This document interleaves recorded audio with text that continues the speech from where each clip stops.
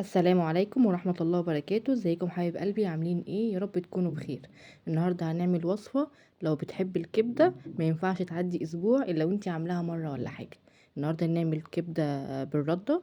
عايزين نص كيلو كبدة شرايح، تمام، وليمونتين، عصير ليمونتين، وخمس فصوص توم، وقرنين فلفل، واحد رومي واحد حامي لو حابة سبايسي، والتوابل معانا كزبرة وكمون وفلفل اسود وملح. هنقلبها، تمام. التتبيله يعني الكبده تقعد في التتبيله يعني نص ساعه، ساعه بالكتير قوي، مش اكتر من كده. الكفر بتاع الكبده عايزين كوبايه رده من عند اي عطار، وكوبايه دقيق. وانا هنا ضفت معلقه نشا ومعلقه بقسماط، بس ما جاتش يعني في المقطع. والتوابل برضو عليها ملح وكزبره وكمون، تمام. ملح،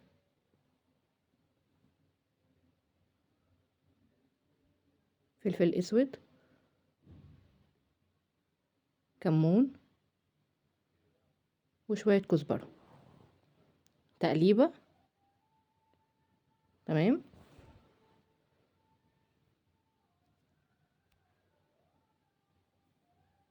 ويلا نجهز الكبده بعد ما اتبلت. هنشيل بقى كل التوم بالفلفل بكل حاجة من على الكبدة، تمام. ونعملها زي ما انتم شايفين كده، ندوس كده على الردة والدقيق على الكبدة عشان تمسك كويس. وما شاء الله هي بتطلع يعني مقرمشة، وبتطلع والكفر مش بيسيب الكبدة خالص، وهتشوفوا معايا في الفيديو. و... ده الشكل بتاعها، يعني ما شاء الله لونها جميل. يعني الصورة ظلمها والله، وطعمها تحفة. بتتقدم جنب شوية بطاطس محمرة، شوية طحينة، حسب الرغبة يعني. هنضيف شوية فلفل سبايسي وشوية ليمون، تمام.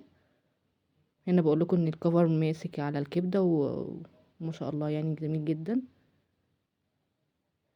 هنا بقى حتة كده بجوعكم ان شاء الله تجربوا الوصفة، والله هتعجبكم جدا. وصفة جميلة جميلة جميلة. جربوها وقولوا رأيكم في الكومنتات. ان شاء الله اشوفكم الفيديو الجاي. مع السلامة.